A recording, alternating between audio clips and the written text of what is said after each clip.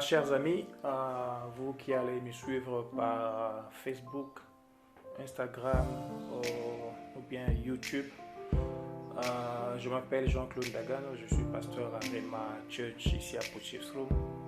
J'ai commencé une série de vidéos sur sauver pour servir et j'ai senti dans mon cœur que le message que je suis en train de faire passer aux amis en anglais devrait aussi vous parvenir pour toutes les personnes qui parlent aussi français. Et nous avons pensé enregistrer aussi cette vidéo pour vous qui est en train de résumer les deux parties que j'ai déjà faites jusque-là. Et nous allons avancer avec vous en deux parties en français, ce qu'en anglais sera en trois parties, mais ce sera le même contenu.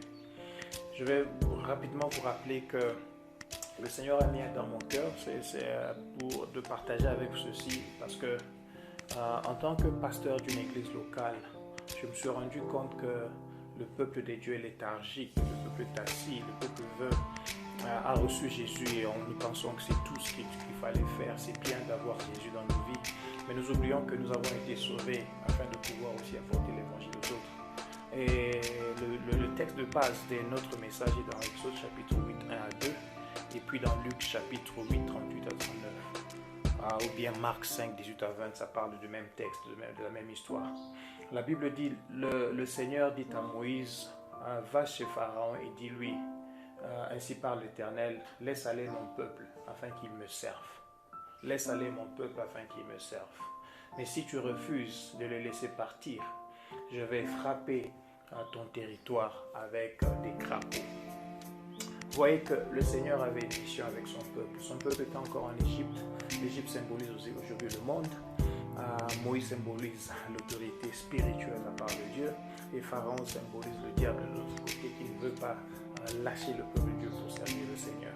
Il faudrait qu'il y ait un homme de Dieu qui vienne avec un mandat de Moïse qui va apporter la parole au peuple pour leur dire nous avons besoin de sortir pour aller adorer notre Seigneur. Mais de l'autre côté, le diable ne veut pas. Alors Moïse devait venir avec une démonstration de puissance. Il a dit, Dieu dit, si tu refuses de laisser aller mon peuple, je vais frapper. Bien aimé le Seigneur, nous sommes dans un temps où l'évangélisation doit être faite avec puissance. Et nous ne pouvons pas laisser le diable maltraiter le peuple de Dieu. Nous devons être prêts et capables de pouvoir démontrer la puissance. La seule chose que le diable entend, c'est la puissance, c'est la parole de la puissance. Alors nous devons être prêts à cela. Mon premier point à dire ici, c'est que nous avons besoin de la puissance afin de conquérir le monde. Mais maintenant, le problème dans l'église, c'est que beaucoup de gens sont sauvés, mais ils ne savent pas pourquoi ils sont sauvés. Et même aussi, avant même qu'on arrive à voir beaucoup de gens qui sont sauvés, il y a encore beaucoup de gens qui ne sont pas vraiment sauvés. Nous avons des gens qui sont à l'église, qui ne sont pas complètement sauvés, mais qui ont seulement rendu leur vie mieux qu'avant. C'est-à-dire quelqu'un qui vivait peut-être avec 3 copines, il s'est décidé d'abandonner 2, il reste avec une. Quelqu'un qui fréquentait les mauvais endroits peut-être 5 fois la semaine, il s'est décidé il fait ça seulement 1 fois la semaine ou 1 fois le mois. Vous voyez que c'est mieux qu'avant. On dit on a amélioré, on a quand même progressé dans sa manière de voir les choses. On n'est pas transformé parce qu'il y a un problème de vraie repentance à l'église. Je me rappelle du temps où moi je me suis converti et même avant ma conversion. Les gens venaient à l'église, la parole de Dieu était prêchée, les gens pleuraient. Nous pleurions nos péchés. Nous décidions de changer nos vies. C'est ainsi que moi j'avais donné ma vie au Seigneur parce que quand on m'avait présenté la parole, j'ai compris que ma vie était dans le péché, que je devais changer. Et j'ai changé ma vie complètement. Maintenant, le problème de la repentance, c'est que la repentance comprend 2 mots. C'est la transformation, mais c'est aussi la métamorphose. La transformation, c'est prendre la forme de ce qu'on était, aller de l'autre côté opposé de cette forme. C'est-à-dire ça doit être opposé. Si le nord était mon passé, le sud doit être mon futur. Si l'est l'était, l'ouest doit être vice-versa. L'est et l'ouest ne peuvent se rencontrer. Le nord et le sud ne peuvent se rencontrer. C'est-à-dire ce que j'étais avant doit être différent de ce que je suis maintenant. Alors complètement différent. Quand on parle de métamorphose, c'est un complet changement. Et j'explique la transformation, j'explique la métamorphose, j'explique la repentance dans la vie chrétienne comme la différence entre une chenille qui devient un papillon. Vous savez, le papillon, c'était la chenille d'hier. Pour la chenille, c'est le papillon de demain. Il est passé par une procédure qu'on appelle métamorphose, où un animal qui était rampant devient un animal volant. Un animal qui était noir, sombre, devient un animal beau à voir, avec beaucoup de couleurs. Et vous pouvez même voir dans des maisons, dans des endroits, vous trouverez des tableaux où on a décoré avec les couleurs de papillon ou bien un dessin de papillon. Tu ne verras jamais une décoration de chenille parce que la chenille n'est pas belle à voir. Mais troisièmement aussi, la chenille, elle est comestible. C'est-à-dire qu'elle peut être mangée. Mais le papillon est incomestible. Et même pour vous dire, nous utilisons la chenille pour... On demande aux mamans qui ont des enfants mal nourris de prendre la chenille, griller cela, broyer cela, mélanger dans la poudre de soya ou de n'importe quel bouillie pour donner aux enfants. Parce que la chenille, c'est l'animal le plus protéique. Il contient beaucoup de protéines. Cela veut dire, si tu as encore une chenille, le diable va te bouffer. Même le petit démon, les mal nourris petits démons vont te bouffer. Mais si tu deviens papillon, tu deviens incomestible parce que tu n'as pas de goût. Bien aimé le Seigneur, c'est important que nous arrivions à comprendre que la transformation, la métamorphose doit être le point de départ de tout enfant de Dieu. Alors si tu es sauvé, tu dois savoir pourquoi tu es sauvé. Tu n'es pas sauvé pour se plaire du confort de votre église, de la place où tu pries, de l'endroit où tu adores. Vous avez un beau temple, vous avez un beau groupe d'adoration qui adore le Seigneur parfaitement. Vous avez un pasteur qui prêche bien, des hommes de Dieu dans votre église qui présentent la parole de Dieu de manière impressionnante. Ce n'est pas cela, nous ne sommes pas sauvés pour cela, nous sommes sauvés pour sortir, aller prêcher la parole de Dieu. Dieu a dit, laissez mon peuple sortir afin qu'il me serve. Nous sommes sauvés pour servir. Bien, et voilà pourquoi je dis, le salut et le service sont les deux pieds d'un enfant de Dieu qui est en mouvement. Tu ne peux pas être sauvé et rester sur place. Quand tu es sauvé, tu dois bouger. Voilà pourquoi l'histoire de ce jeune homme dans Marc chapitre 5, nous avons lu cette histoire dans Marc chapitre 5, je peux encore vous le rappeler, c'est l'histoire du fou de Gadara. On le présente comme le fou de Gadara, l'homme avec beaucoup d'esprit impur, au point que lorsque Jésus lui avait demandé son nom, il a dit « Je m'appelle Légion, parce que j'ai une légion de démons en moi. » Et Jésus a chassé ces démons, Jésus l'a sauvé. Et le jeune homme, la Bible maintenant, le verset 18, la Bible dit, après qu'il soit sauvé, et quand Jésus était en train de monter dans le bateau, il s'est approché de Jésus, lui qui était délivré des démons. Et il a commencé à supplier Jésus pour qu'il aille avec lui. Mais écoutez le verset 19.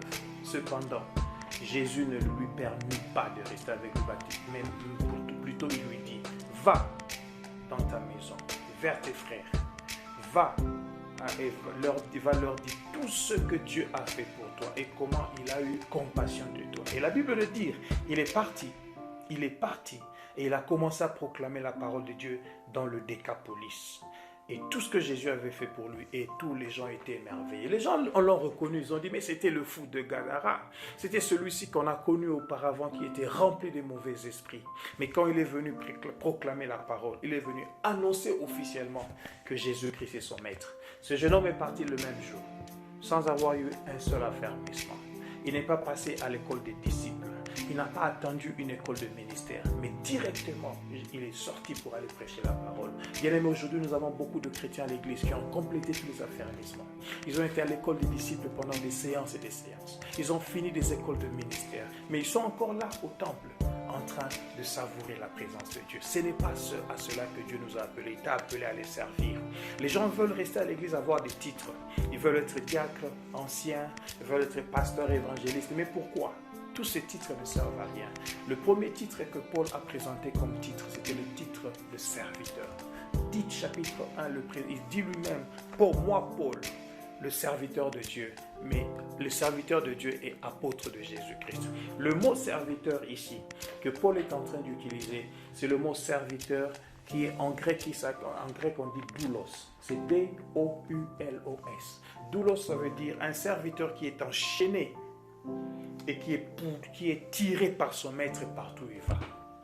Quand tu es un doulos comme Paul, tu te dis, je ne suis pas mon propre boss. Je suis le boss, je suis le serviteur de Dieu. C'est comme ça que Jésus, présentant le serviteur dans Luc chapitre 17, à partir du verset 7 à 10, il dit, qui de vous dira à son serviteur lorsqu'il revient du champ, viens ici, assis-toi là-bas et mange. Ne lui dira-t-il pas, viens, sers-moi à manger, sers-moi à boire. Et après que j'ai mangé et bu, toi aussi tu mangeras et boire. Beaucoup d'enfants à l'église de Dieu aujourd'hui veulent commencer à manger et à boire avant que Dieu n'ait mangé, n'ait bu. Nous avons besoin de servir d'abord Dieu. Nous avons besoin d'abord de servir Dieu. Nous crions à l'église que nous voulons être bénis. Nous venons pour les bénédictions. Le Seigneur ne nous servira pas avant que nous l'ayons servi. Nous sommes sauvés pour servir Dieu. Quand nous aurons servi Dieu, Dieu aura aussi de retour à nous donner quelque chose. Je voudrais attirer l'attention à cela. Malheureusement, les chrétiens d'aujourd'hui, nous sommes sauvés pour avoir des mariages, nous sommes sauvés pour avoir des visas, nous sommes sauvés pour avoir de l'argent. Et quand on a tout cela, merci Seigneur, je suis parti. Mais qu'est-ce qu'on a fait pour le Seigneur? Soyons des serviteurs. Voilà pourquoi je vous disais, nous devons nous le réveiller pour servir le Seigneur. Quand tu es sauvé là où tu es, bouge. Ce jeune homme est parti dans 10 villes. 10 villes, je dis bien 10 villes. Le Décapole était 10 villes. Il y avait Gadara, il y avait Cytopolis, il y avait Hippos, il y avait Pella, il y avait Philadelphie, il y avait Capitolias, il y avait Kanata, Rapana et puis Damas. Toutes ces villes-là étaient réunies dans 3 différents pays. Jordanie, Israël et aussi Syrie. Non, vois maintenant un novice, un nouveau bébé spirituel. Avec tout ce zèle, il a reçu Christ à Kinshasa, dans la RDC. Il sort de Kinshasa, il prêche la parole à Kinshasa, il prêche toute la RDC, mais il traverse le Congo-Brazzaville. Il va aussi au Cameroun. Il va dans 3 pays prêcher la parole de Dieu. Combien de temps ça lui a pris? Moi, je ne sais pas. Mais tout ce que je peux vous dire, je me suis rendu compte que ce jeune homme a fait un très bon travail. Parce que le travail qu'il a fait, il a prêché la parole de Dieu. Quand j'ai lu Paul, dans tous ces voyages missionnaires, je ne l'ai pas vu partir dans ces 10 villes que j'ai mentionnées là-bas. C'est que Paul s'est rendu compte que le jeune homme ici avait déjà prêché la parole de Dieu et la parole était très bien prêchée à ces endroits-là. À Damas, rappelez-vous, Paul s'est converti, il était sur le chemin de Damas. C'est à Damas que Paul est arrivé, avec ses yeux fermés, on a prié pour lui pour que les yeux soient ouverts.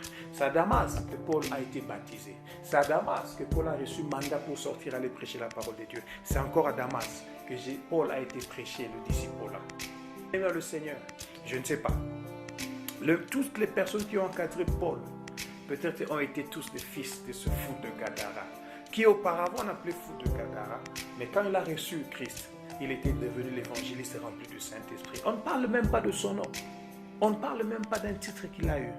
C'est pourquoi je dis, l'église d'aujourd'hui a besoin de jeunes hommes, des papas et des mamans, vraiment sauvés pour aller prêcher l'évangile et changer le monde au dehors. C'est important que nous comprenions cela.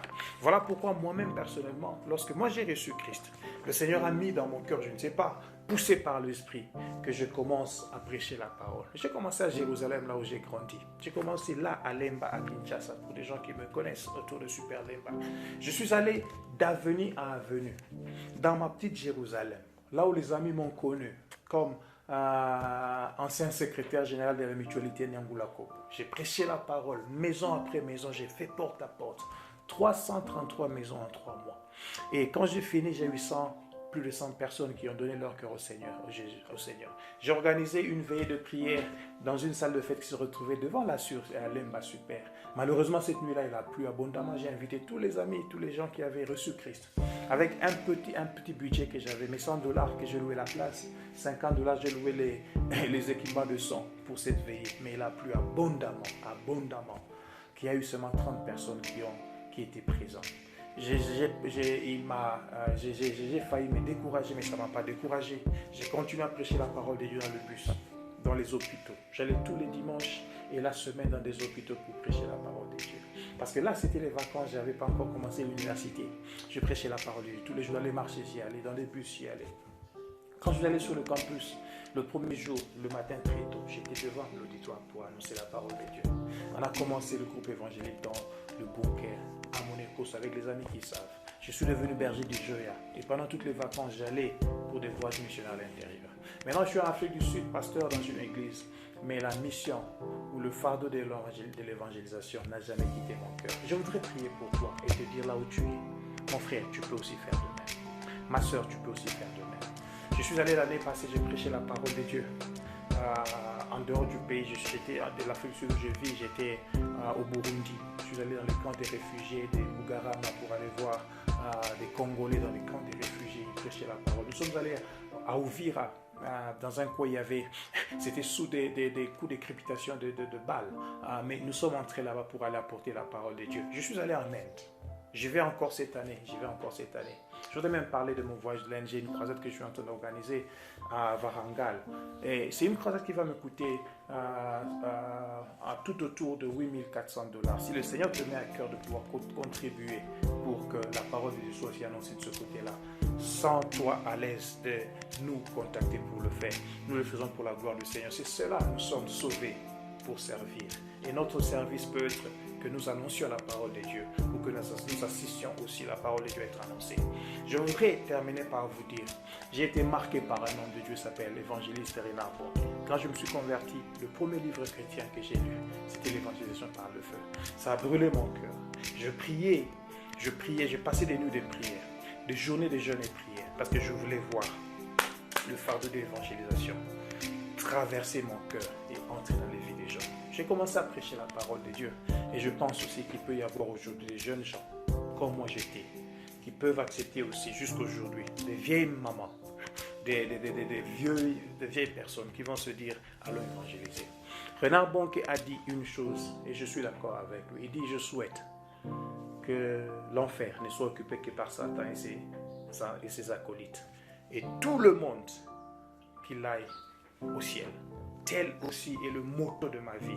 Je dis, je souhaite que le ciel soit occupé par tout le monde et que l'enfer ne soit occupé que par Satan et par ses acolytes. Comment on peut y arriver? C'est possible. Théologiquement impossible parce que les gens vont dire c'est pas possible, tout le monde ne sera pas sauvé. Mais je dis, dans un calcul mathématico-spirituel, on peut y arriver. Et je vais vous le prouver en 1 minute.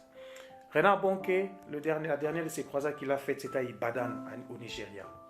Là, il dit il y avait 1 600 000 personnes dans cette croisade. Et à la fin de la croisade, 1 307 000 personnes ont donné leur vie au Seigneur. Et là, c'était 90% de toutes les personnes qui sont venues à la croisade. Renard Bonke dit, entre 2000 et 2009, en 10 ans, il a vu 5 500 000 personnes donner leur cœur à Jésus-Christ en Afrique. Maintenant, si vous prenez 5 500 000 et l'Afrique avait en 2010 1 milliard de personnes, c'est-à-dire il faut 182 fois cette action de Renard Bonke pour avoir tous les 1 milliard de personnes sauvées. C'est-à-dire nous avons besoin de 182 Renard Bonke ici en Afrique pour qu'en 10 ans toute l'Afrique soit sauvée. Combien de chrétiens vont-nous à l'église? Combien de chrétiens vont-nous à l'église? On ne peut pas avoir 182 personnes qui ont le cœur comme de ce général de Dieu et qui vont se dire transformons toute l'Afrique. Et si nous devons extrapoler cela dans le monde a 6 milliards, dont nous avons 182 multiplié par 6, à peu près 1200 personnes. Nous avons besoin de 1200 Renard Bonke pour tout le monde en 10 ans soit transformé par Jésus-Christ. Pourquoi parlons-nous du coronavirus aujourd'hui qui peut traverser toutes les frontières? Et nous ne pouvons pas parler de l'évangile qui peut traverser aussi comme cela. Nous pouvons le faire et avoir tout le monde recevoir cette parole de Dieu. Bien-aimé le Seigneur, je vous appelle à une chose. Le Seigneur nous a sauvés pour le servir. Et le service premier que Dieu nous a donné, c'est de gagner des âmes à lui. Il a dit, allez, faites de toutes les nations mes disciples. C'est notre appel à nous, c'est ton appel à toi. Que Dieu te bénisse. Prends cette décision de te lever maintenant et commence à prêcher la parole de Dieu. C'est votre serviteur, Jean-Claude Tagano, pasteur Arema Pochescu. Que Dieu vous bénisse, à la prochaine. Bye.